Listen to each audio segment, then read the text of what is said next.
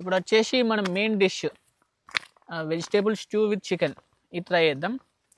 దీన్ని హీట్ చేయాలి. వీళ్ళు ఒక హీటింగ్ బ్యాగ్ ఇచ్చారు. బ్యాగ్ని కంప్లీట్ ఇలా ఓపెన్ చేయాలి. ఇందులో వాళ్ళు ఇచ్చింది ఇది యాడ్ చేయాలి. ఓకే, ఇప్పుడుందా? ఇలా ఉన్న దానిలో వాటర్ పోయాలి మనం.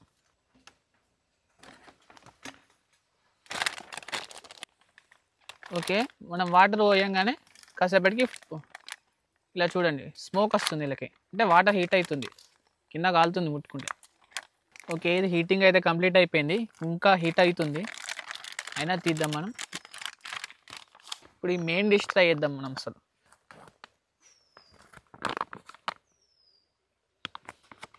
ఓకే, స్మెల్ బాగానే ఉంది.